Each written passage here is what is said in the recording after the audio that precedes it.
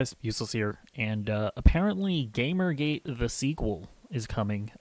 I'm actually kind of excited because I was not really around for the first Gamergate, if that's even a real thing that's happening. That's what Twitter is saying, so Twitter is real life, obviously so. But I don't know, basically, I wasn't really around for the first Gamergate. I don't even really understand the particulars of it. Like, I've only ever heard whispers of the mythical figure known as Anita Sarkeesian. Yeah, it just wasn't a thing that I was involved in. I was not terminally online as a child, I guess I'll say. So now this whole thing with Sweet Baby Inc. is going down, and I'm kind of curious to see what exactly is going on. Based on everything that I've been reading, at least on Twitter, again, most of my information is on Twitter, and I read their website, and I read that one Kotaku article. Like, on the surface, I don't really have too much of a problem with what they do, but then there's, like, the allegations of them doing weird stuff, like trying to get the Steam page taken down, like the curator page, and people have been saying weird things that are just like, oh, well, you're a silly goose, aren't you? So I'm assuming that Mutahar is going to go into all of that. So let's just react to his video and steal his content and not do any of our own research. Hello guys and gals, me Mutahar, how's it going? Today we got to talk about something known as Sweet Baby Inc. Whoa. Now, I've been seeing this fly around on the internet for a fair bit, and ladies and gentlemen, it's been all over the internet, blowing up. I've seen it in my comments section, and obviously pertaining to gaming, I wanted to give a chance and actually talk about this a little bit. But before we get into it, I wanted to bring up the sponsor for today's video, me, Mutahar. And not just me, Gamer from Mars, Oompaville, and Chris Collins. I know the weirdest. Okay, these people need to stop making companies. We're actually in the skin cream industry now. And I'm not talking about these YouTubers need to stop. They need to be stopped. No, we're actually working with a manufacturer that has created our own actual proprietary formula. And the reason why we ended up doing the skincare stuff is obviously we're into it, but other skincare brands are 100% some of the most complicated things. No, I'm not buying 60 products to put on my face and following a ritual, okay? This is not American Psycho. And I can say that kind of stuff because I own the goddamn company. Now, ladies and gentlemen, to understand, it is a simple product for people who just want to apply 30 seconds of their time to basically do one pump out of a bottle, apply it to their face, and just get that routine out of the way. So if that interests you, go to our website. I'll link in the description below, gotoneup.com. That said, though, ladies and gentlemen, Sweet Baby Inc. Now, of course, all right, this is a Steam I don't care about your right here, weird Sweet Baby Inc. ointment. SBI detected.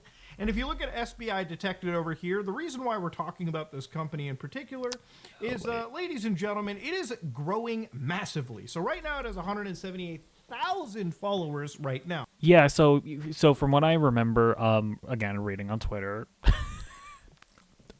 listen, I am what I am. This was the Steam group was made, and it's just basically a listing of all the games that Sweet Baby Inc. is involved in, and it's literally just a curation list. And I guess employees from Sweet Baby Inc. tried to get the Steam page taken down, and that caused all hell to break loose, and people started essentially like really turning on Sweet Baby Inc. And now the story has grown massively, and a bunch of people are now even know who the hell Sweet Baby Inc. was. Like, I didn't know who the hell Sweet Baby Inc. was 2 weeks ago. Now I do know. And yeah, so they definitely messed up trying to get the Steam page taken down. Now, this is the perfect example of the Streisand effect, and I'll get exactly why. If I hit F5, that number grows harder and harder and harder. So to go over, the overview here is obviously this company is for letting people know if a game is involved with this company. So obviously I wanted to go exactly and research what is Sweet Baby Inc. So if you go to Sweet Baby Inc., they're founded in 2018 as a narrative development and consultation studio based in Montreal and working around the globe. Our mission is to tell better, more empathetic stories while diversifying and enriching the video game industries. We aim to make games more engaging, more fun, more meaningful, and more inclusive. He misspeak. He misspoke. No, I was gonna say that he misspoke, but then I misspoke when calling out his misspeak. I'm just gonna press play again. For everyone. So it's one of these narrative consulting firms where basically, writers or game companies, AAA stuff, will usually end up going to just so they can get a better idea of how to make their games more diverse or more inclusive, right? Adding in characters that are people of color or, multiple different types of, unrepresented minority groups that may exist. That's kind of the general vibe and the mission statement you're getting out of this. However, there were some posts from the actual people associated with this company that are actually against the concept of inclusiveness, but we'll get to it in a bit. So if you look at some of their projects, they've worked on really big stuff like Alan Wake 2, a game I enjoyed. They tell you exactly that they worked on the character arc, voice, and the sensitivity reading. I wish they could get a little bit more verbose about it, but of course, games like Sable, where they worked on the writing. Yeah, so I'm glad he pulled up the page, because I've seen things that Sweet Baby Inc. has done, like trying to get the Steam page taken down, blah, blah, blah. Like, that stuff is cringe. But where I will push back on the Sweet Baby Inc. detractors, if you want to call them, is that at the end of the day, we don't really know, like, what exactly Sweet Baby Inc. is doing on these games. Like, we don't know how involved they are in them. And in my humble opinion, at the end of the day, it's up to the studios to have quality control or lack thereof, right? Like Suicide Squad is what it is, right? It's Rocksteady's fault. Like, I don't know that I would ever say that Sweet Baby Inc. ruined Suicide Squad Kill the Justice League, because they're not like the arbiters, the final arbiters of what happens in that game. It's like, at the end of the day, the blame falls on Rocksteady, and even above that, I would argue Warner Brothers themselves for, forcing Rocksteady to make a live service game. So, yeah, because the interesting thing about Suicide Squad as well is that it's like, there's not even anything woke in that game. I mean, granted, I didn't play it, but I watched like a playthrough of it, because that was the straw that broke the camel's back for me, where I was like, I bought Marvel's Avengers and I bought Gotham Knights because I am a consumer with two O's. I was like, okay, well, this is the big comic book thing, and I'll play it, I guess. But then after suffering through, or enduring those games, I should say, I was like, all right, I'm not doing this anymore. I'm not just going to buy a game that I know that I'm probably not going to enjoy just for the sake of doing so. And so, yeah, I did not play Suicide Squad, but I still watched like a playthrough of it, and so I watched like the story. And I guess all that to say is that there's nothing woke in the story. Like, there's no I don't even know what Sweet Baby Inc. would have done on that game. So I don't know. I guess I don't know if that makes sense, but like I understand that Sweet Baby Inc. has done stuff that is just objectively bad out in the open. But when we're just talking about their influence on games, we don't know to what degree their influence on each game is. So, just want to put that out there. Character voice. And I've seen this game in the market. I've played it a few times on the Steam Deck, actually kind of trying to chew through it. You've got Spider-Man 2, God of War Ragnarok. But obviously, I want to look at more of their projects. So if we actually go over here, you can see that they've worked on absolute bangers like this, okay? Yeah, they worked on the script writing, the banter, cutscenes, barks, audio logs, etc. Yeah, the game is crap, but I don't think it's necessarily crap for the writing. I mean, I've seen the Batman dying scene at the end, which is, oh boy, ooh, that's bad. There's not even an... okay. Oh my god. You know what? I'm going to say this. I hate you, specifically you, for for like semi-making me defend this game. I'm not going to lie. I feel like a lot of the outrage surrounding Suicide Squad Kill the Justice League. And listen, am I putting words in Mutahar's mouth? Absolutely. But I am now just like talking about the general discourse. So obviously Mutahar isn't like explicitly like outlining his problems here, but it feels like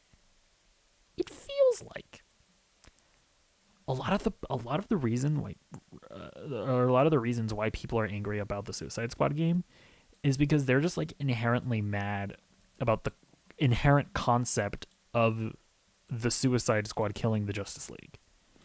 Because it's like, there isn't anything inherently, like, I don't think that in terms of how they beat Batman, is it, like, what was necessarily wrong about it? Like, they fought Batman, Harley Quinn outsmarted him, and they got the jump on him.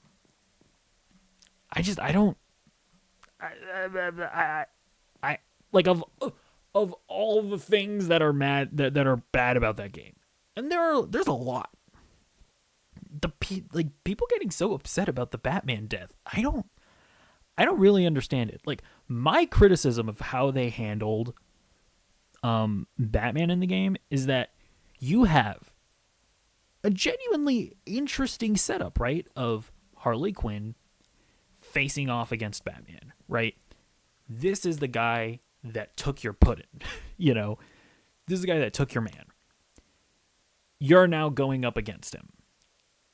And the story in the game does not at any point touch on that situation.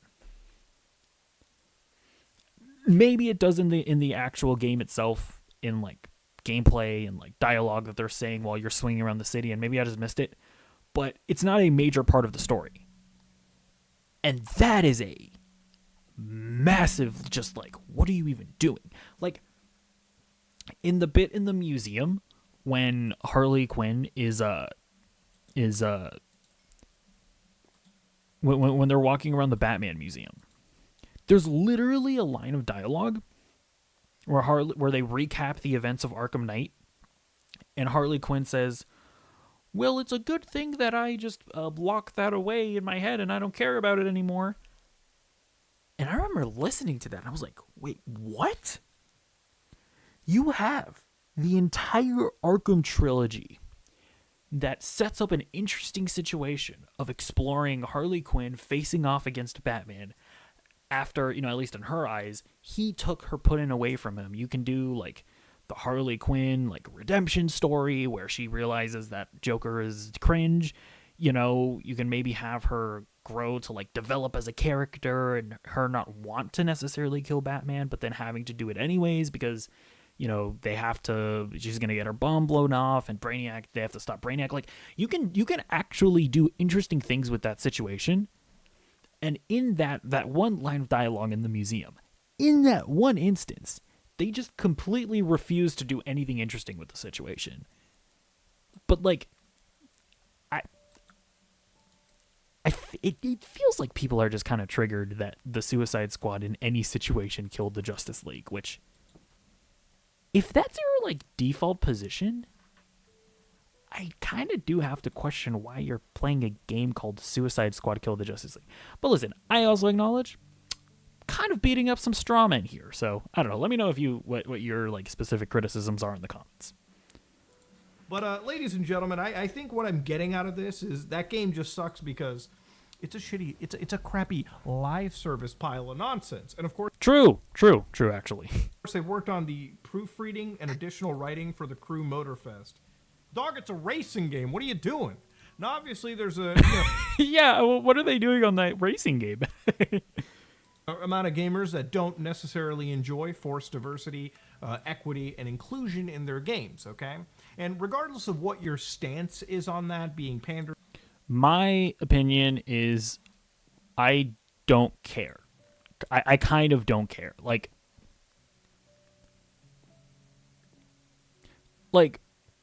I'm sure there are like a bunch of characters when you're making a story where their race, like I feel like generally speaking, when you're making a story and you're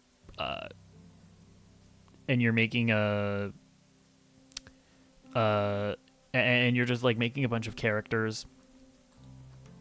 Hold on, how do I want to say this?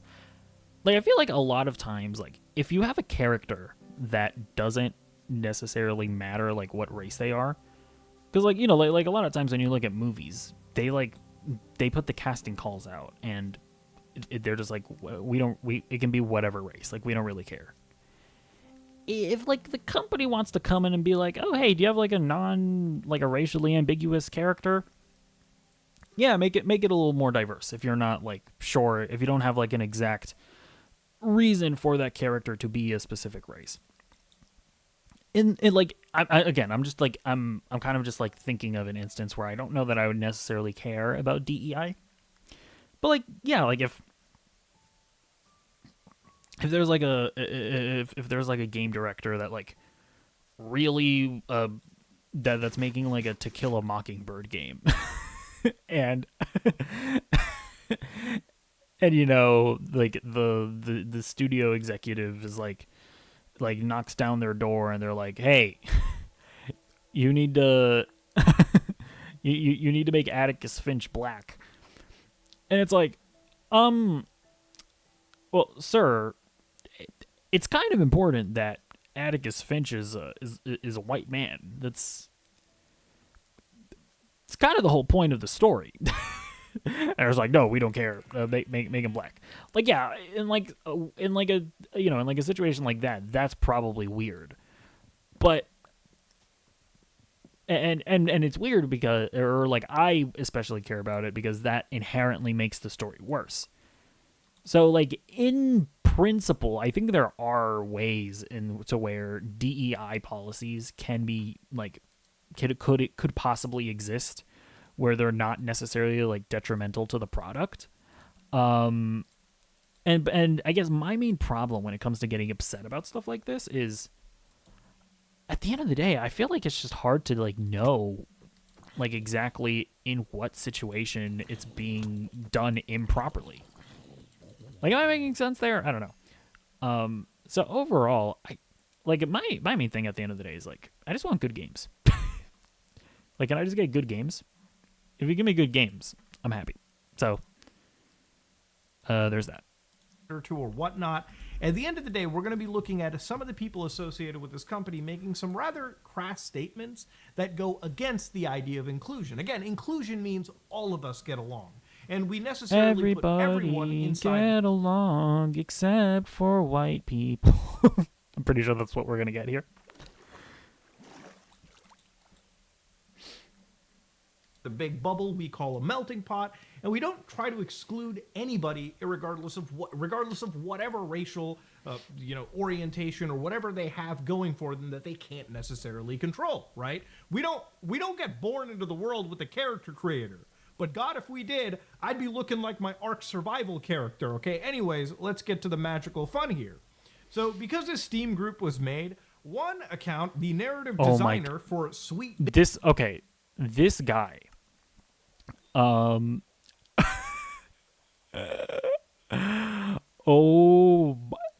Okay, like, this video was released a couple days ago, so he wouldn't have... Obviously, Some Ordinary Gamers wouldn't have been able to include this. So, the creator of Dragon Ball Z, do not know his name off the top of my head, like, at least the pronunciation of it. It's like Akira Toriyama, something like that. He died recently.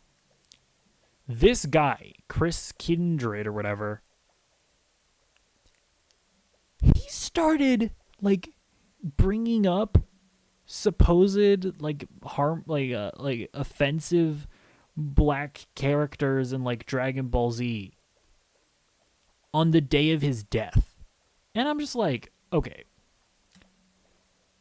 maybe you have a point there, maybe at another time you can talk about like harmful stereotypes in Dragon Ball Z if you really want to, but that could be an interesting conversation. Not on the day that the guy died. You're being silly. Why would you do that? That's so... Why? this is a fellow for sure. Baby Inc. decided to signal Well, boost and cause. It's like so going. Sorry, it's also like obviously like the moral thing is to not bring that kind of stuff up on the day bro died, right? Even just from a PR perspective, that's so stupid. Like, why would you do that? From a self-preservation perspective.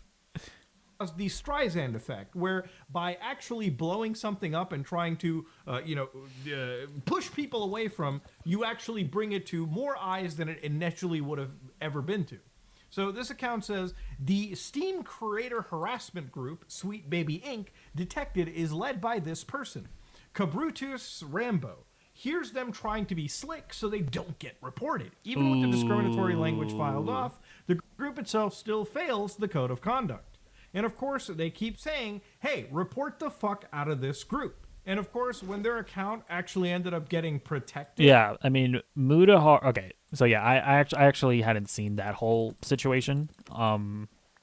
Like the actual reporting of the group by Sweet Baby Inc. So yeah, I know for a fact that I recognize that account. They work for Sweet Baby Inc. Like, maybe these guys are breaking Steam TOS. Maybe. It's just not smart to publicly go after them like this. It's like, this is just one of those situations where you just kind of gotta like accept that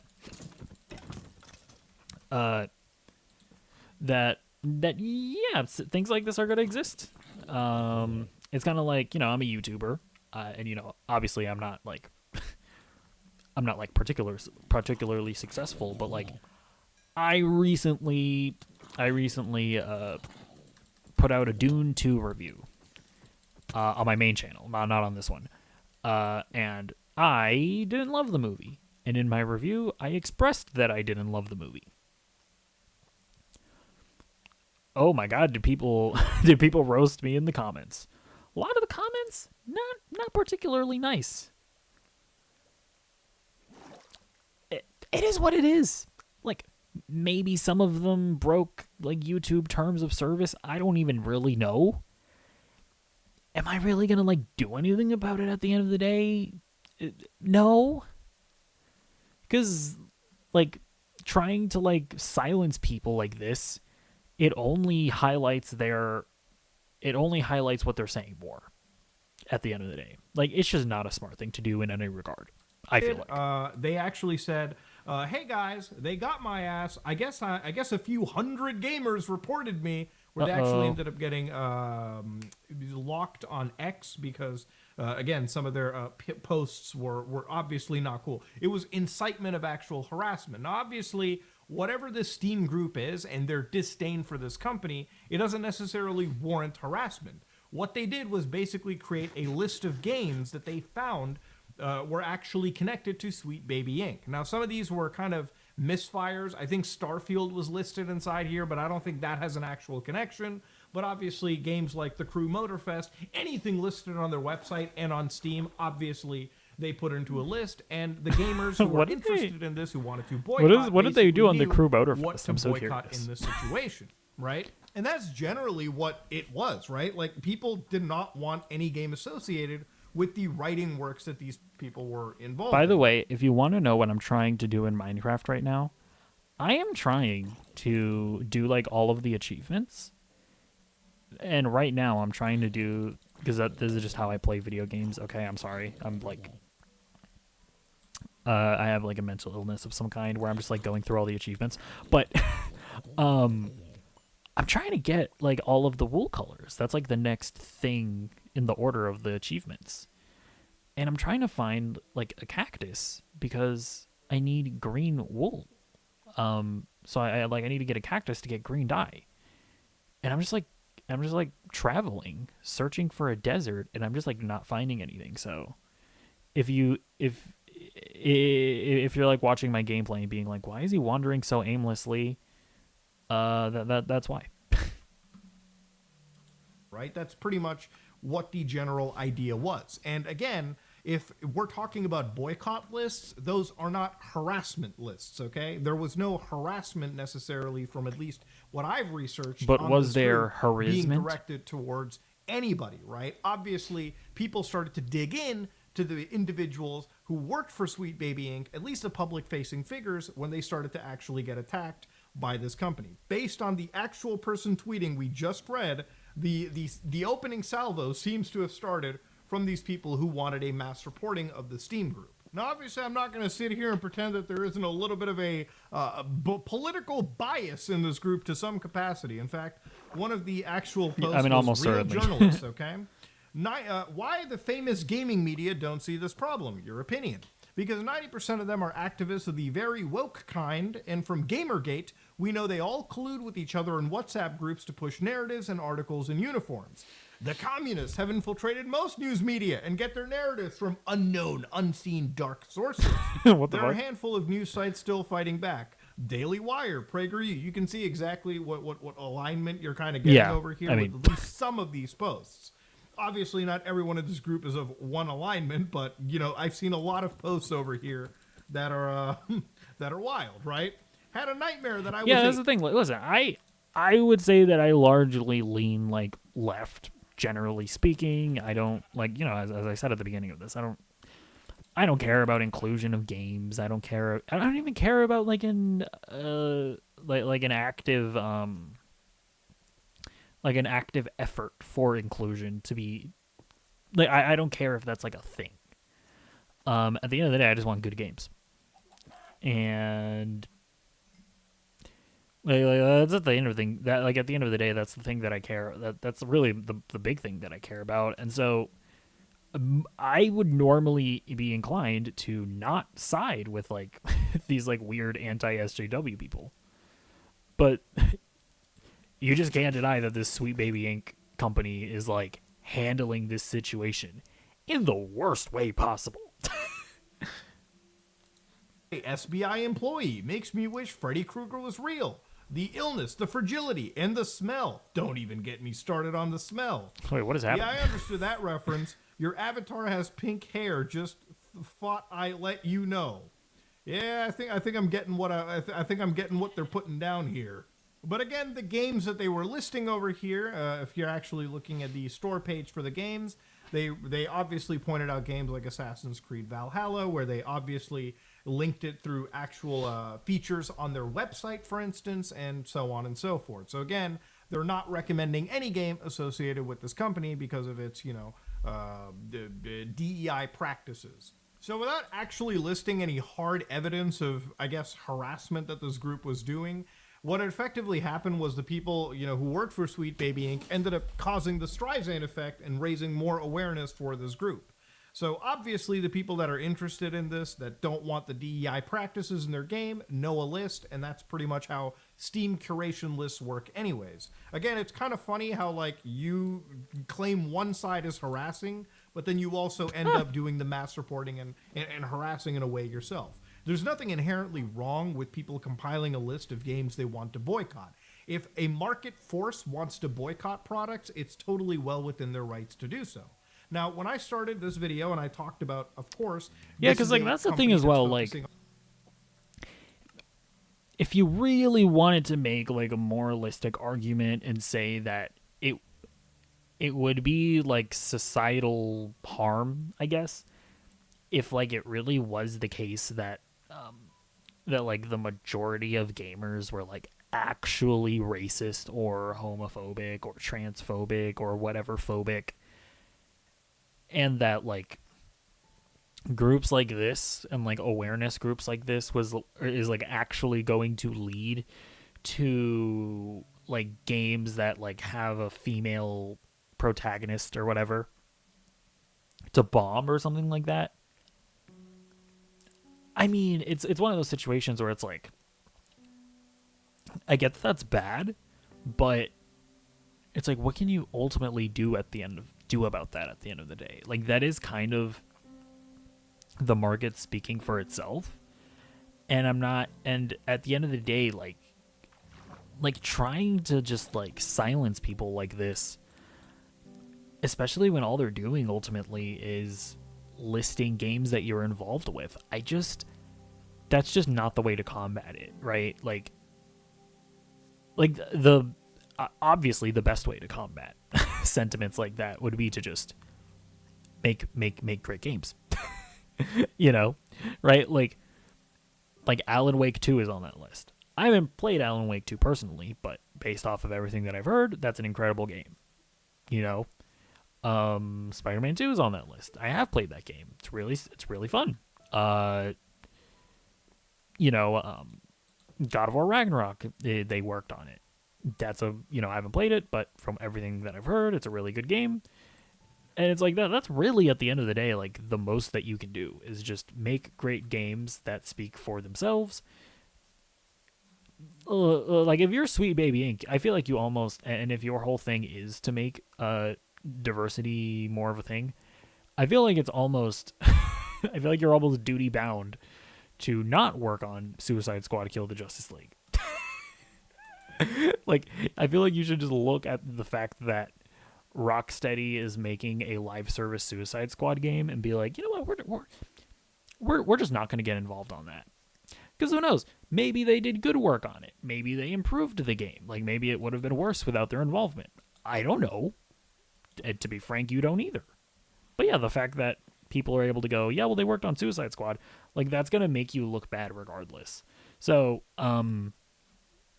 what was I saying? Oh yeah, the at the end of the day, the best way, if you're like an artist and you're making art and you're making your art more diverse or progressive, the best thing that you can do is just make good art.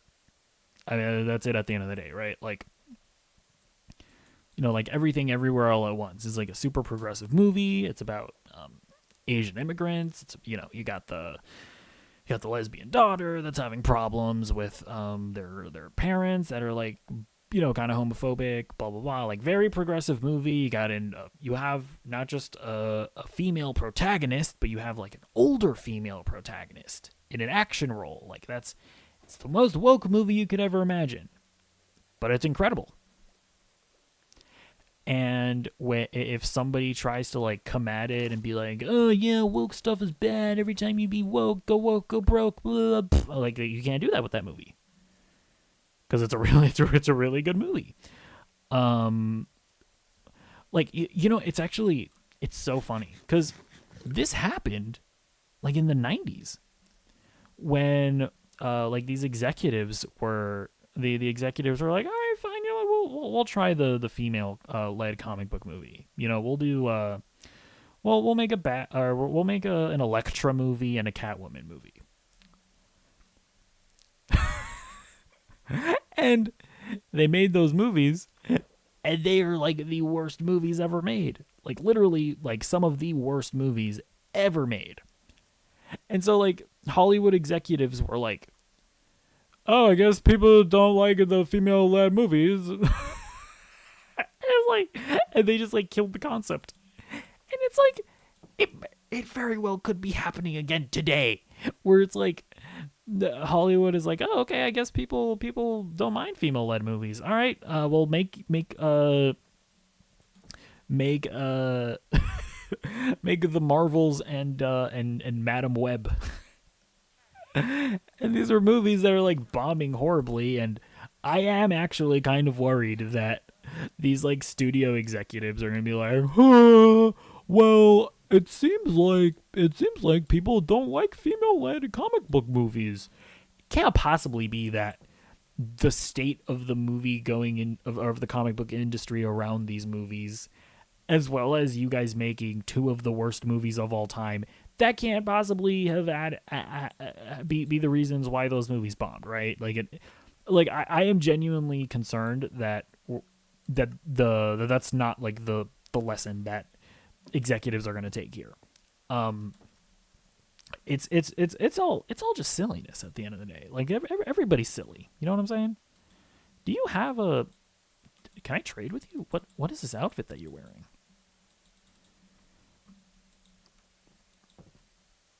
But yeah, so I'm scared that that's going to happen. But it's also like these movies are are inevitably only have themselves to blame for being terrible. On inclusion, I think inclusion is great, right? But when you're looking at a company like this, where their whole, shtick is that, it's pretty bad when some of the people behind it are making rather uninclusive statements. So let's actually read some of this stuff real quick. So one of the people who works for consulting for Sweet Baby Inc., who is Lego Butts, all right, this individual, known as Maya, for instance, has been making some rather wild posts anyways. So if you actually look at some of their posts, this is from Archive Today, meaning that you can grab this link right here, all right, Alt-Control-Copy, and you can basically just drop that into your URL bar, and you can actually read these as actual statements right here. Now, again, ladies and gentlemen, Like, were they the reason why I'm deleted? showing you these archive posts is to show you that these were actually made. Again, there's a lot of screenshots floating around, and whenever I cover topics like this, I always try to get to the absolute source and truth of the matter. So this individual started writing things like, I usually get grossed out when straight, white, rich people kiss, but even I think those two are... Yeah, dude, this is just true. Like, this actually is a problem. Like, anti-white sentiment. It's weird, man. Like, it is weird how normalized this has gotten on social media. Like, it's just weird. Like, I remember, like, or I should say, like, it's happened like a decent amount of times where, like, I'll just be like scrolling on Twitter, and there's like a video of like maybe like a Karen, freaking out or something, or just like maybe like or like white people doing something wacky, and it's like a funny video. It's like ha ha ha ha ha. Oh, look, people acting silly, and then you'll like scroll down to the comments, and you'll see like people saying stuff like, "The whites are at it again." Like, I've seen stuff like this on Twitter. Now, to be fair, ever since Elon Musk like bought it, oh my god, monsters. Ever since Elon Musk bought it, and now it's called X or whatever, a lot of other like homophobic and anti-black sentiment and stuff like that, a lot of that stuff is normalized as well, no doubt. But I remember even before Elon Musk bought Twitter and stuff, like, I absolutely, oh god darn it, is there like a creeper around here? Can I sleep here? Gosh darn it, you suck. What was I saying? I was saying something.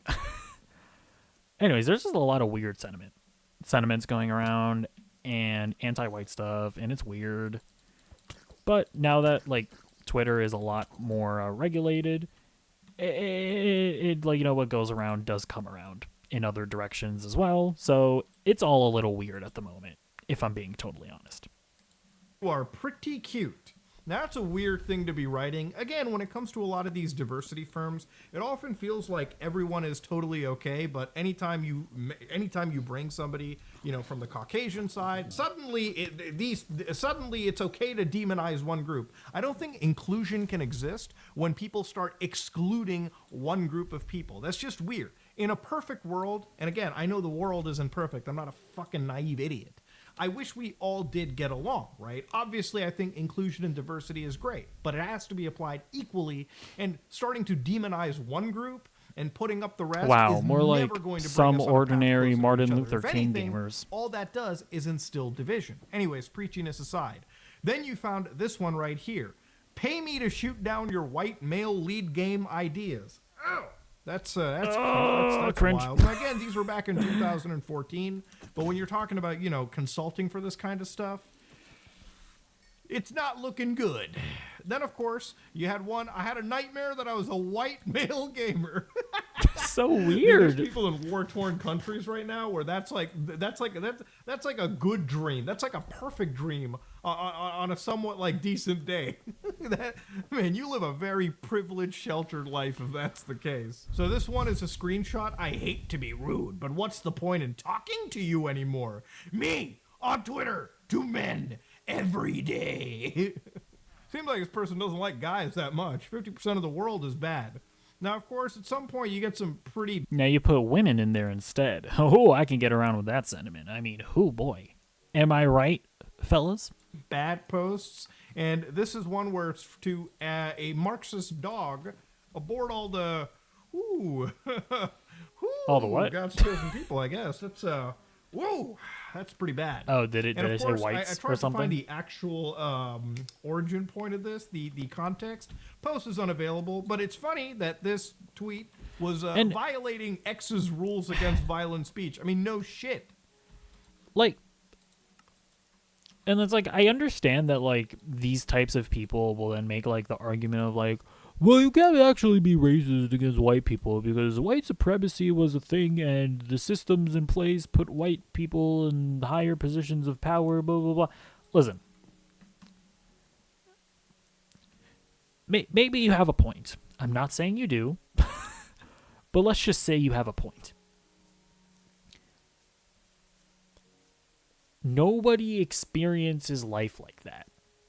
Like, when a white person experiences racism, they're not, like, they don't go into the avatar state and become imbued with the white privilege power of their ancestors and suddenly become immune to hate. If you're a white person, like, let's just say you're a white person and there are a bunch of Hispanic people, like, making fun of you, calling you white slurs, like, shitting on you because of your whiteness, that's going to suck. It doesn't matter what that white person's ancestors, like, what, it doesn't matter if they owned a, like, a, it doesn't matter if their ancestors owned slaves or something like that. That's going to suck. For you to try and normalize anti-white sentiments, it's just racism. It just is. Like, obviously white people today aren't, like, racism isn't going to hurt them as much as, like, you know, racism during slavery or whatever, or the Jim Crow era. But that doesn't mean that it's not bad. It's still bad to be racist. And worst of all, it's cringe. And then, of course, what's even wilder is this one right here. Okay, I don't even know if I can read this. At 20, yo, hot shot. No, but the statement "when I grow up" made me feel like a giant. Ooh, PD. Ooh, A what? PDF. Ooh, that's Oh. bad.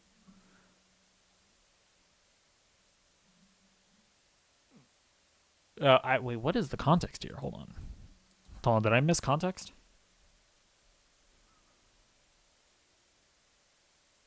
Post is unavailable, but it's funny that this tweet was violating X's rules against violent Wait, the speech. I mean, abortion no tweet shit. made them feel like And then, of a course, what's PDF even file wilder that is you this would one find right on a here. Okay, I computer? don't even know if I can read this. What does that even At mean? 20, yo, hot shot. No, but the statement "when I What? grow up" made me feel like a giant. Ooh, PD. Ooh, PDF. Ooh, that's bad. Shut up, Jamie. I know I am. And again, I tried to get the context to this, What? but seems like the account owner limits whoever can view that wildness. So yeah, What is these were happening? some of the posts that were made. But of course, Okay, one of the mission statements. If we are coming at this in as best faith as we possibly can, I'm sure that the context there was just really edgy humor. Doesn't look good in any situation, though, in any case, but it seems like that's just really edgy humor. I will just note that. That was posted by an account known as Learning the Law said, "We have to look at story and narrative as one of the things that we can innovate on. Like when you bring someone in from a different culture, from a different background, from a different gender, they're going to create something that we haven't seen before. The way we look at demographics is that we go, okay, the majority of our player base is, let's say, a white male. So we're going to make stuff for white males. But if you make something from the perspective of an Asian trans woman, and it's really strong, then it will work for people. People crave new stories. And if you want to innovate, even to stay current, it's not about graphics, it's not about hardware, it's about opening up new perspectives for people. So I explain it as is. It's important to game development to diversify. It's not just part of advocacy or activism, it's going to make your games better. Alex. Also, of course, gamers are mostly white guys. If you're making games for white guys, try making games for somebody else. Maybe they'll show up. You know, maybe those people will show up, right? I mean, I don't like so like that sentiment is fine. Honestly. The sentiment of, hey, yeah, getting different perspectives and from people from different cultures working on games, you know, making games with different kinds of protagonists is also like that'll make games more interesting.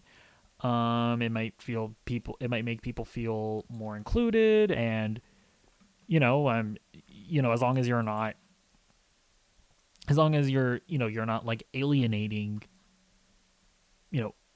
white people, like it's fine. Like, make things for more people. Like that's whatever. Like there's nothing wrong with that sentiment. But yeah, I like the problem is that when you actually like listen to these people talk and just the weird, just negative feelings that they seem to have for, I guess, straight white males is it's weird. It is undeniably weird.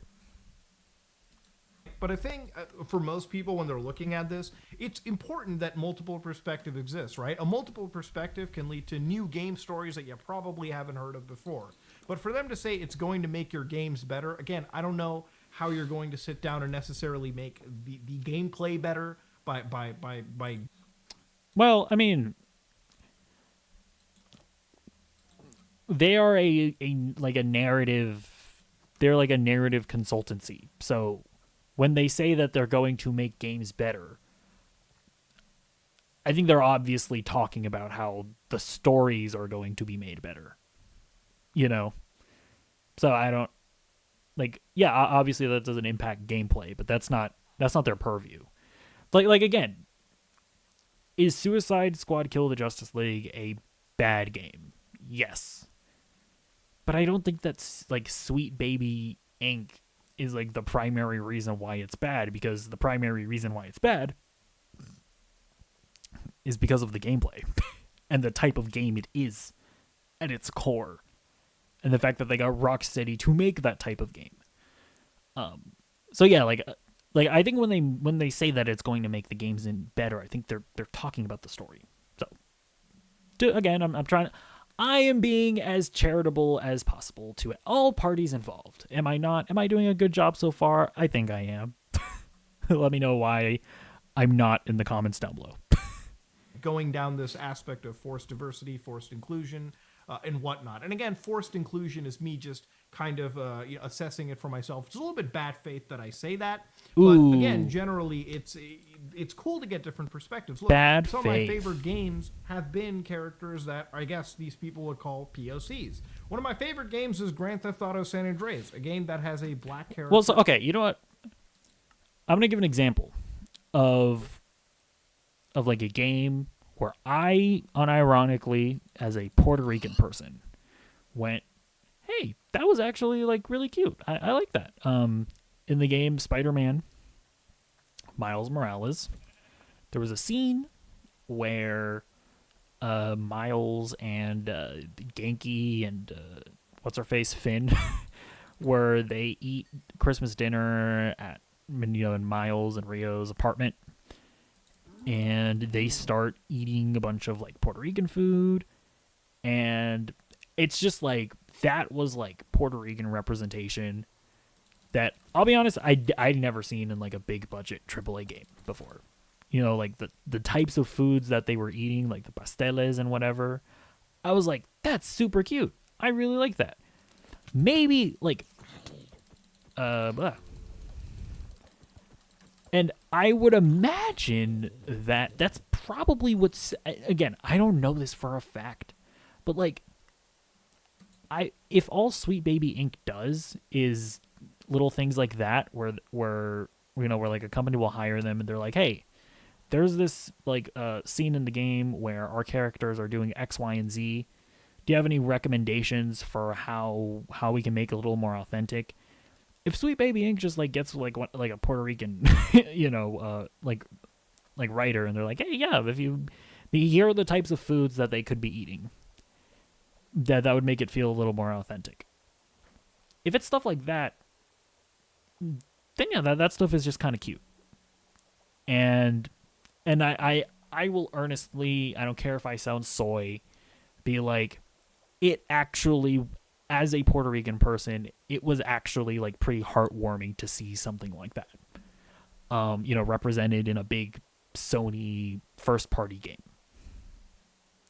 A black protagonist, Carl Johnson. It's obviously, that race is designed because it's a game that takes place in 90s, a parody 90s Los Angeles gang-ridden world, where obviously it's rife with, African Americans, Hispanics, and obviously that is a world where you start off as a gangster, but Carl opens up as a character that's pretty empathetic towards his family, somebody that wants something better in life.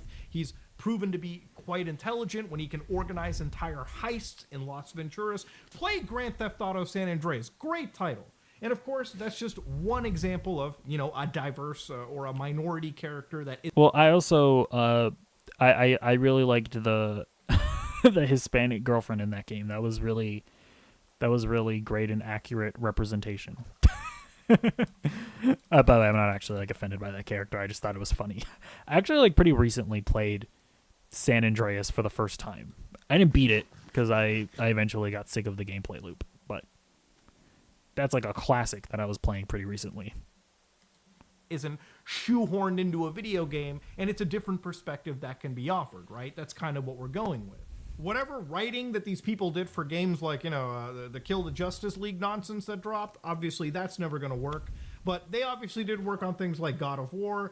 They worked on Alan Wake 2, which from what I've played are pretty decent games. Again, I think mileage kind of varies in the situation. Well, but again, reading those tweets that again, based on everything that we know, we don't know what they did on those games. So it's like, yeah, like I'm sitting here saying that I don't think we can blame them for Suicide Squad. But I also don't know that, like, I'm also not going to, like, point and be like, oh, but they did a God of War and they made that great, because I don't know if they made it great. Because at the end of the day, as far as we understand, they are a consultancy firm, and it's up to the individual developers to either take the consultancy or not. I did not too long ago, that kind of rhetoric, that kind of discussion only serves to divide people around them. And that's one of the reasons why this boycott is actually occurring and why gamers are not comfortable with a company like this. And it's understandable. So without the context, I can't exactly confirm this story, but when you read things like, I just had a thought about trying this again with the photo of a young white person about to be ripped open, but I'm betting folks would immediately flag it as traumatic, and I'm guessing the image would get taken down before responses accumulated. I feel like these people are plants by like the CIA to just divide us as human beings against each other. Like this kind of shit. Another thing that I don't know, and I'd be curious to know the answer to this. How many companies are employed at, or how many people are employed at this company? Like, is this like a company with like 15 people? And we're like, the 4 to 5 people that we're like covering here, like, are they like emblematic of like a majority of the company? Or is this like a company with like 100 people and, they have some bad apples? Because I feel like that's also an important question I feel like to ask, to know if this entire company is just kind of toxic or if it's, like bad apples in the company. I'm genuinely, I don't know. Who writes this stuff and feels goddamn normal? It's just unhinged. Like, what? What are you doing? So some of the other clips that people were linking out was from a GDC talk in 2021. Now You See Me: Representation as Innovation. And of course, it's a 29-minute video, and there's a couple clips in it that kind of struck people out of context a little bit, or it struck people out of the blue. Listen to some of these. Change and something that is locked in place. So something that does not want to change and something that is locked in place. So despite like the changing face of audiences, despite the changing face of conferences like this one, we still look at our core demographics and say, okay, they're white, cis, hetero males.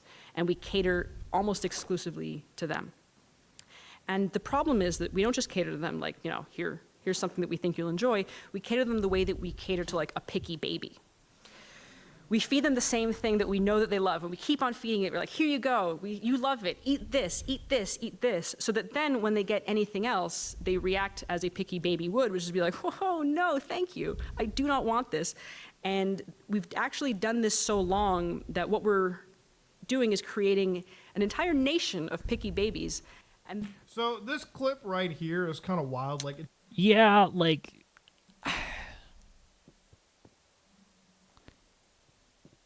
I mean, I'm trying to like just take a minute to like think and see. I'm like, is there a point to be made there? I guess yeah, because it's like even if people are picky babies,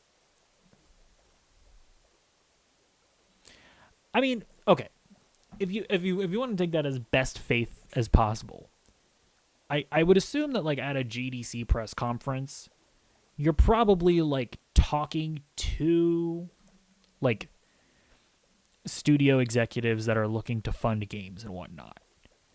And if you want to take that in the best faith possible that you can, you could say that maybe she has a point, and that if you just like make better, or like if you make different types of games, that audiences will grow to eventually like them as well as the other types of games that they like. But at that point you're also basically you're literally just saying that audiences don't want like diverse games, when I don't even, again, I don't think we need to treat gamers like that. I think gamers are okay with female protagonists. You know, by and large, I think gamers are okay with female protagonists. I think they're okay with with gay characters and whatnot. Is there a segment of them that are going to be vocal online that say that they aren't? Yeah, of course there are. But like, I don't. Again, and maybe this is just me not taking the ultimate black pill. Sure, I acknowledge that. But I just don't, like, I don't think we need to refer to gamers as picky babies, because I don't think they necessarily are. I think if you make a great game with a female protagonist, I think people will play it, you know? Like, I think Horizon Zero Dawn is, like, one of the best PlayStation 4 sellers. Because I think people went, oh yeah, cool dinosaurs. I want to fight dinosaurs with a bow and arrow, and I don't think they cared that it was a female protagonist. I think they got over their anti-ginger bias as well, and I think people, they liked Aloy or whatever. So I just, like, this kind of language is just unnecessary. More than anything, it's just unnecessarily divisive. Like, you have to. You have to know how to word your arguments better as well. I mean, that's like another thing of like, it's like it does feel like these people sometimes just have no sense of PR of PR wherewithal. It's again, I think the big problem is if you're like a normal person and you look at shit like this, specifically isolating the whole white cis hetero male crowd, which again would probably be like a mass majority of video gamers, because yes, back in the day, I'm sure that was the only demographic that started jumping in to a pretty expensive hobby. I mean, gaming, in my opinion, used to be way expensive back in the day, so maybe that was kind of the roots of it. And obviously she's kind of going into this topic like, hey, maybe we catered to them so long that after a while, that's just all they ever wanted. Now, to understand in this situation, right, to kind of debunk and discuss this point, I don't appreciate the idea of, like, again, isolating one group of people. Inclusion can never happen when you're excluding one group of people right over here. And I do understand her point right here as well. I remember when GTA 6 was announced, and even during the leaks when they had, like, Lucia as a female character, there was a few people going, is Grand Theft Auto fucking woke now? They got a woman in the game? Women commit crimes? How is that possible? Yeah, let me tell you right now, you might not think that a woman can commit. Yeah, I will say, I will also stress that, like, I do acknowledge that there are some of these people out there, for sure. Like, I actually, like, specifically remember there was a there was a I remember seeing a tweet where, oh gosh, I'm trying to figure out the best way to get over this area. Hold on. I remember seeing a tweet where there was a guy. So there's like a side mission in Spider-Man 2 where there is where you're playing as Miles and you're helping like your classmates do like a prom invitation, and the kids were gay, right? There was like a gay kid that was wanting to do a prom invitation to like his guy friend. Boy on boy violence. I don't know why I said violence. And it's like it's a cute little mission. Like it was fine. I don't think it was like overly preachy. Like that is a situation where it's like I mean, listen, if you have a problem with this, like you're probably just homophobic. I what like it's a perfectly fine little side mission. Right? And I remember seeing a tweet where there was like a guy that was like it was like the guy technically didn't say anything, but he posted a video of himself getting to that mission, it being revealed that the characters were gay, and he immediately just like backed out of the menu, and he quit the game. And that's like, it was like, that is a guy that, like, sorry, like that guy is probably just homophobic. And I remember that tweet got like 15,000 likes. I'm not saying, like, it should also be stressed, like, these people are out there. But I just don't think, again, maybe I'm huffing hopium or whatever. I just don't think that they're the majority of gamers. I think most people don't really care at the end of the day about this kind of stuff. But I could be wrong. A crime, but once you get access to a 9mm in your hand, everyone is a great equalizer, right? That's pretty much how it works. And look, at the end of the day, my whole stance on this is the game isn't out yet. Obviously, if the game comes out and there's a lot of tropes in it that are going to make you groan, if there's constant, parts in GTA 6 where, Jason, the white protagonist, is going to be shit on, like if they have blatant performative talks like that, and we all know what we're talking about with blatant performative stuff, right? Like if they're generally going to shit on him, make him like a total, complete dumbass imbecile, while Lucia is basically running the entire show. They specifically constantly reference that she is the more intellectual of the other one, and this guy is basically dependent on her. And I mean, it depends on how it's handled, but I don't see, now we are getting into like weird situations where it's like, can you not make a dumb white character? Like, that's like kind of a weird thing now. I don't know.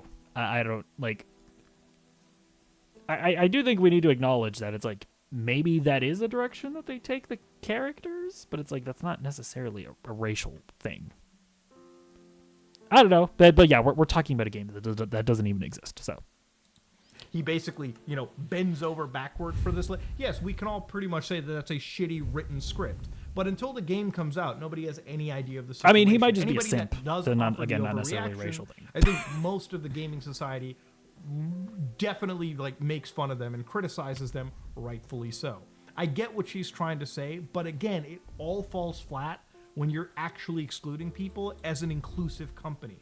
Like, you're supposed to bring people together, and that includes the people that the gaming industry was, I guess, initially catering to.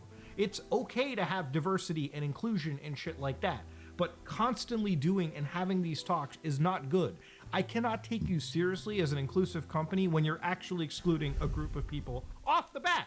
And there's like a dozen other answers that are all like variations on those themes. But kind of like a pseudo fun fact about me, that's slightly fun, is that I actually have a marketing degree.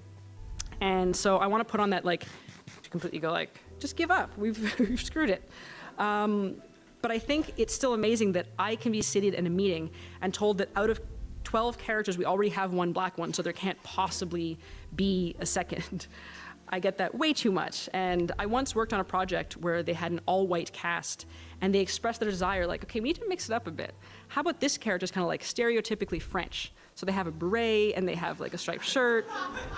And I was like, okay, if you need to do that, can we at least make them a person of color? And they said, oh no, that would be weird. They're already French. So I want to do better than this. See, the whole idea, the whole idea isn't about like, oh, let's make that character, let's make that a character like a different race or something.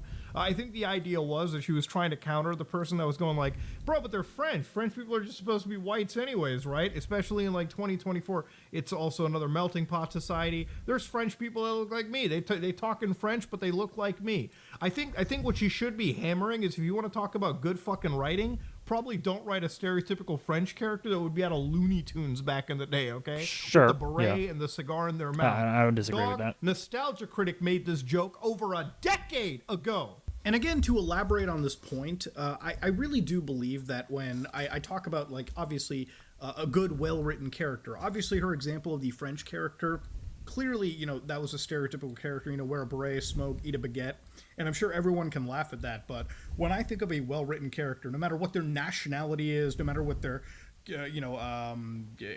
racial background is, you know, as an Indian person, would I love to see an Indian character represented in a modern, you know, AAA game? Sure, absolutely. Who wouldn't, right? Like, you know, that would be fun to see.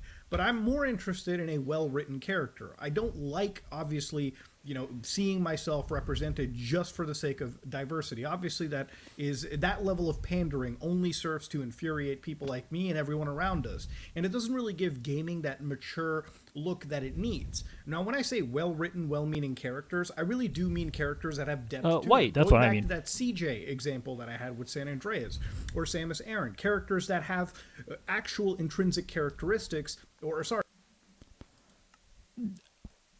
Listen, I'm not trying to cancel San Andreas. Is that an example of like a super well-written, well-rounded character that isn't just a bunch of tropes?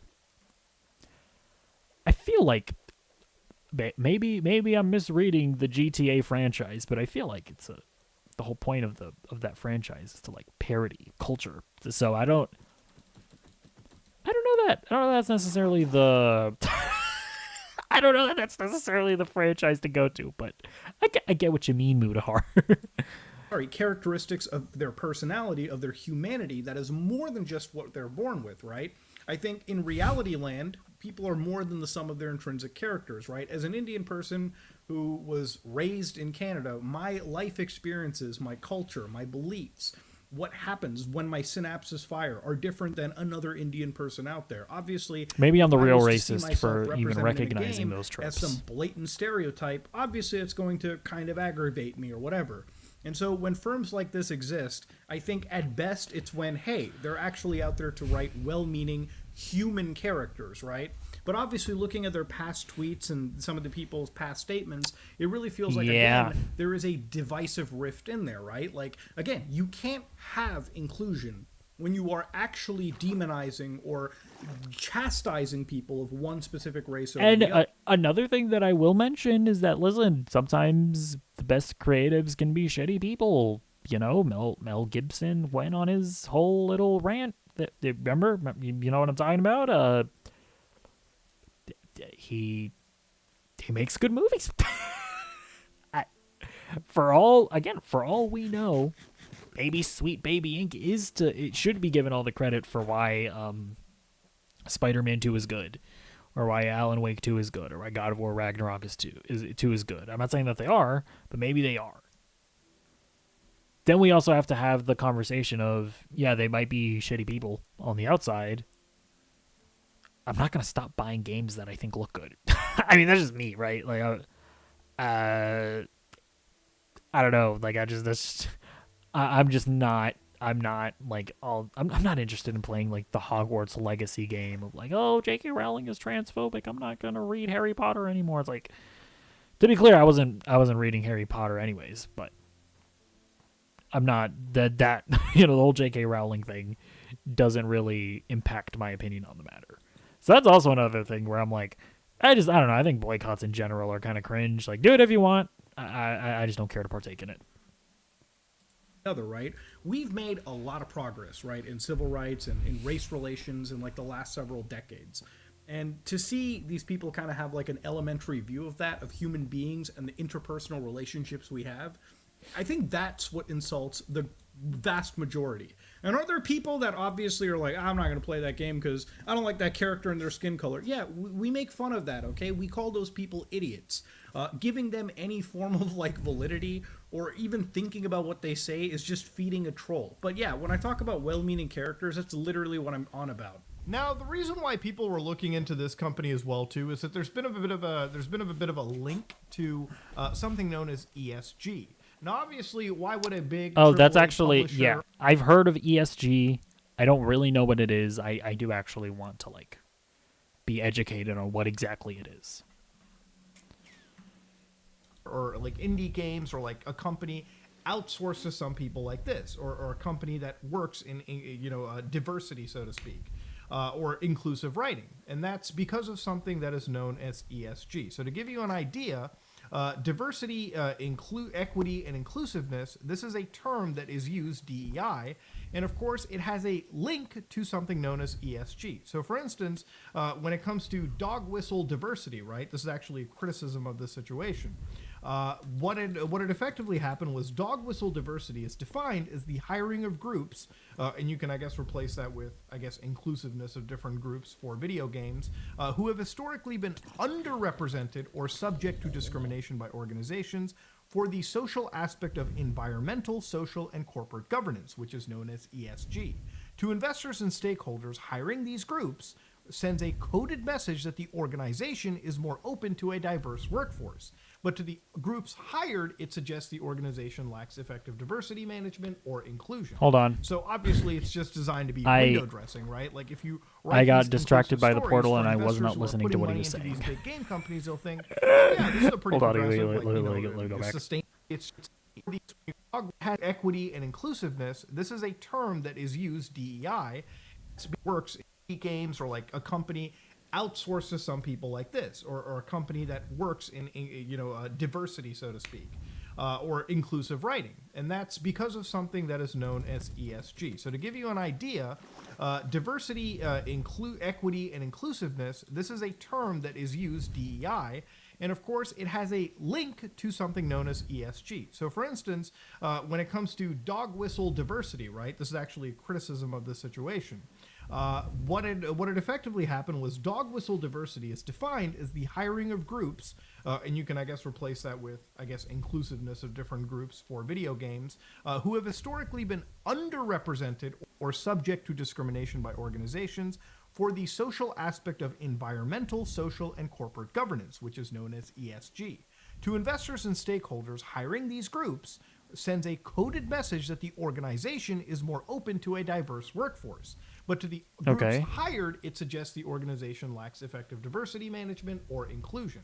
So obviously, it's just designed to be window dressing, right? Like if you write these inclusive stories for investors who are putting money into these big game companies, they'll think, oh yeah, this is a pretty progressive, like, sustainable, thoughtful company. We'll put money into it. But for the people that are being represented, POCs, people like me or whatever, right? Like if you just write a generic Indian person for the sake of... Oh, okay. So I was like, so I guess, so the basis of the criticism is that there are investors that will be more inclined to invest in a studio or or like in a publisher if your game is more inclusive. And so you put inclusivity in your game in order to get that investment, so it's like insincere. I guess that is the criticism around ESG. Okay. So this is where my mind goes after this point, right?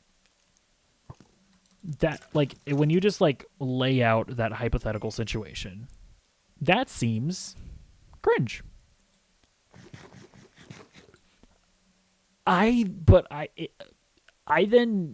It really does get to a point though where I'm like, Okay, but like how do you determine what an insincere, like how can you really know at the end of the day whether or not like an inclusion of some kind of character is insincere or if it's just poorly written? You know what I mean? Like I will admit I do. That's when that's where I take a step back and I kind of like separate away from like the anti-woke people, and I'm like I like it's possible that this was a character that was written with like good intentions, but it was just poorly written, you know? Like that is possible. So like the future that I fear, right, is that we start looking at like literally every single like game with a female protagonist, or game with like a gay character, or yada yada yada, whatever, and people just immediately start being like, oh, Sweet Baby Inc, oh, ESG, oh, blah blah blah blah, and it's like, that's not necessarily the case in this instance. Like maybe the character is like well written or good, and Sweet Baby Inc.'s involvement doesn't necessarily indicate that it's going to be one or the other. Because and again, I'm just going to keep on reiterating this, but it's like we don't know at the end of the day like what their true involvement in these games are. Like we simply don't. So it's like, okay, maybe there is like an element here where, oh, I will save you, villager. So it's like, okay, now I think I understand what this ESG thing is. But it's also like, I have to say, like, is this not also just capitalism? Like your investors want a certain thing because they think it'll make them more money. So you're trying to make more money, so you put the thing that they want you to put into it. I will also say that, like, I don't like when you lay it, at least the way that's that Mudahar laid it out. I'm also kind of looking at him like, oh, are people mad that they're like pleasing the investors? I don't know. Like this just inherently sounds less, or yeah, like sorry, I should specify. If you shouldn't necessarily just be okay with what a company is doing because they're satisfying their investors, right? Like, like these companies are also going towards live service because they're satisfying their investors, and it's like, well, as a consumer, I don't want live service games. So to be clear, I'm not necessarily saying that makes what they're doing okay, but I guess I just thought it was a lot more shady. The way people were talking about the situation, they make it sound a lot more shady than what it seemingly is listening to this. But I'll let them speak more. Hitting that check mark, it's not really going to do much for me in the grand scheme of the social issues and the social awareness I want to raise about my kind out there. It's just designed to be window dressing for, corporate points. And so the link that it has, ESG, there's actually a definition on Investopedia about this, right? So ESG, for anybody that doesn't know, is an essential tool for investors to assess the company's sustainability and ethical performance. It's ethical performance being the more important thing over here because we're talking about diversity, right? Which is the S in the ESG score. So an ESG score is kind of like, the best way to put it is like, you know how you have a credit score, right? Like, this is how good I am financially in the world.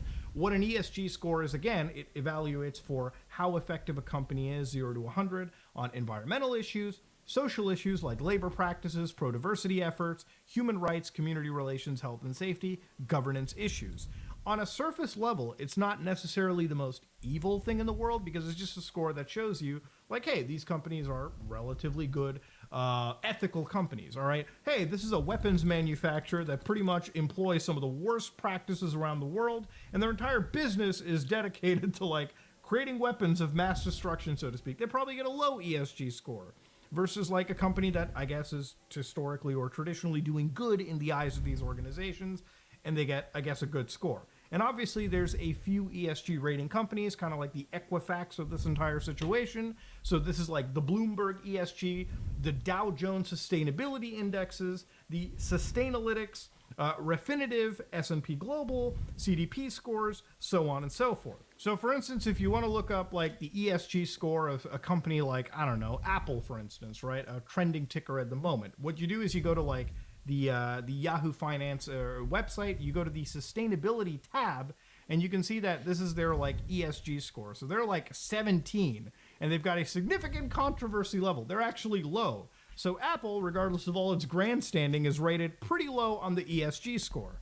And of course, this ESG score has some Oh god, I don't think I want to mess on the with that actual structure stock over price there. itself Those are like the and pillagers, the right? investor's perception of a good company. At least that's what I've learned over here. So generally, again, to round it all back, the reason why people have been looking at Sweet Baby Inc. is their involvement in a lot of these projects, which for the Yeah, I don't think I gamers who should are mess with them boycotting yet. it appears to be pretty harmful in terms of the writing quality for some of these games. Also that these companies can have more diversity, equity, and inclusion so they can raise their ESG scores and look more palatable for actual investors in the gaming industry. That's pretty much the general understanding and the general story that is being pushed by some of these groups out here. Now, look, at the end of the day, I think that for a lot of the games that Sweet Baby Inc. has worked with, and again, to go back to their projects, there have been a lot of successful hitters like God of War Ragnarok, Alan Wake 2, Spider-Man 2 seems to have gotten pretty relatively great reviews. Obviously, they've got one game in this list here that is absolutely despised by individuals. And again, it's hard to say how much Sweet Baby Inc. has worked with some of these games entirely. Yeah, so again, like even so even after everything here is laid out, I mean, I gotta be honest here. It's like, wait, like yes, we can point out the individuals that are being cringe, and we can point at those people all day and be like, hey, you're an asshole, like you're actually like a racist person. But at the end of the day, none of us know like what the actual involvement in these games are, what they specifically do.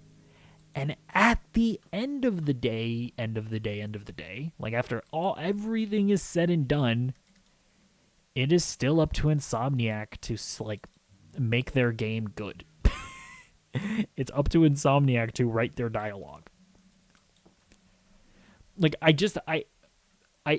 can't get along with like using Sweet Baby Inc. as like a scapegoat here. Because I at the end of the day, I don't think that they have the power that some people seem to think they do. You know what I mean? So I don't know. Like I think it's cool to call them cringe. But I don't think that there's like I think if you want to say that there's a problem with quality in video games, that's a fair take to have. Like if you're just playing a lot of video games lately and you're like, man, this dialogue sucks, doesn't it? Unfortunately, I don't know that you like it. It's really nice to have like a specific group of people that you can like point fingers at and be like, you're to blame. But at the end of the day, I don't think it's that simple. I just don't. I think if we want to look at the like a deterioration in writing quality, I just don't think we can look at one company and be like, yeah, they're to blame. I just don't think you can do that. So yeah, because you don't know, unless unless you have the evidence and you can tell me exactly what Sweet Baby Inc. and to what extent they worked on all these games. You just don't know. I think it's absolutely a very, very, very key thing to talk about some of their members, some of the higher ranking members, making those rather off-color tweets in general. Now, of course, ladies and gentlemen, Kotaku jumped in and made an article saying Sweet Baby Inc. doesn't do what some gamers think it does. No, one company is enforcing diversity into all your favorite games.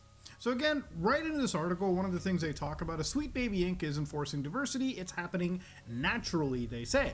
So inside here, what they say is, though these kind of social media posts argue that companies like Sweet Baby Inc., because remember, they're not the only company that works in diversity consulting.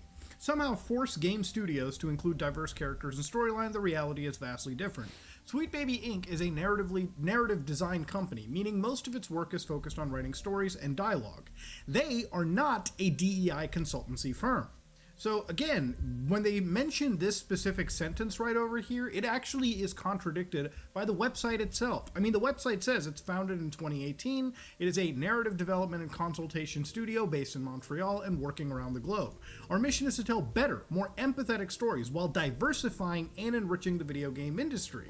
We aim to make games more engaging, more fun, more meaningful, and more inclusive. So I think what they mean there in the Kotaku article, again, I think, at least the way that I understood it, and after getting all of this context, I think what they mean is that it's the companies that hire Sweet Baby Inc. that are like enforcing these DEI policies. That's what I think the end goal, or I think that's like the point that they're trying to make, is that these companies on their own are enforcing these DEI policies, and they then hire Sweet Baby Inc. Like, it's not that Sweet Baby Inc. is going out and like and turning these games into these like DEI games. Does that make sense? Like it all starts with the game themselves. And then once the game decides to be more like progressive or whatever, then they call Sweet Baby Inc. It's not like the other way around. I think that's the point that they're trying to make. For everyone. I mean, that literally does sound like the definition of a DEI consultancy firm in regards to video games. So even the mass gaming media public out here... Wait, let me see. Hold on, let me read that Kotaku article again. Sorry.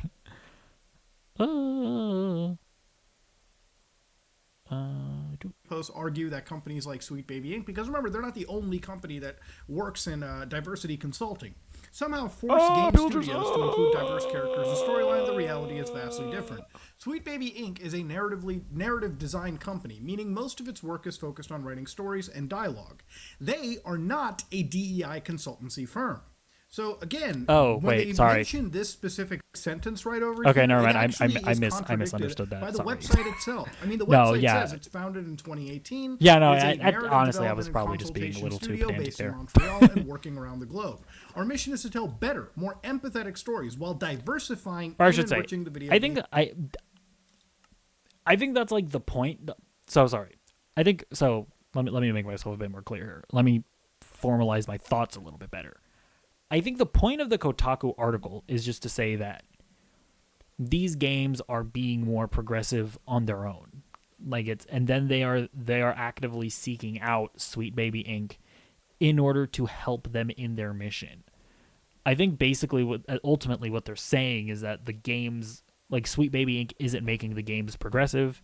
The games are already progressive, and they're hiring Sweet Baby Inc. in order to do that.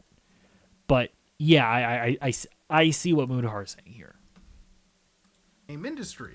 We aim to make games more engaging, more fun, more meaningful, and more inclusive for everyone. I mean, that literally does sound like the definition of a DEI consultancy firm in regards to video games. So even the mass gaming media public out here, right, the mass publications are out there trying to downplay or outright make, in my opinion, improper statements about this situation. So yeah, it's a weird thing to witness, and this is, I guess, what's actually aggravating individuals out there. It almost feels incredibly condescending to anybody that has basic reading skills.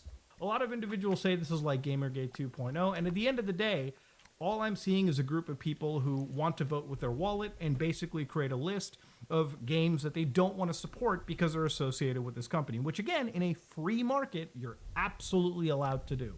So yeah, Sweet Baby Inc. Are they totally responsible for some of the bad games out there? Again, nobody knows to the degree of what they worked on. And honestly, true, some of these games that people are criticizing, like the Kill the Justice League nonsense, isn't necessarily bad just because of its writing. It's bad because it's a crap tier live service game. And there ain't no writing or ESG outsourcing that ever had anything to do with that nonsense. But yeah, true. Honestly, I can't say that I quite enjoyed this company. Reading some of what their leadership has written on their Twitter accounts is alarming. It really is. And for companies like this, I don't mind if there's a DEI company out there, but if you're going to be inclusive and you're going to focus on equity, instead of dividing our people even further, maybe we should all focus on, bringing us together. Versus, again, all those tweets did was serve to divide individuals. Yeah, and like that's the where this division is coming from. the tweets are the tweets are just straight up indefensible. They bring the character of the people themselves into question, and they completely undermine whatever supposed mission you think you have. I mean, I 100% agree with that. And it's not something I am ever comfortable ever seeing, and that's pretty much where I'm going to leave things off of. Ladies and gentlemen, let me know what you think about this in the comment section Where below. I And I if you can't wanna find try, any cactuses. I one can't up, find any our deserts. brand new skin cream. The link is in the description below. Ladies and I've gentlemen, traveled this the is me, lands. Mudahar, and if you like what you saw, What is please happening? like, comment, and subscribe. Dislike if you dislike it. Oh my gosh. I'm out. All right, I'm in like a precarious situation, so I'm actually just going to quit real quick. All right. Yeah, overall, I mean, I broadly agree with what Mudahar is saying there. I think that,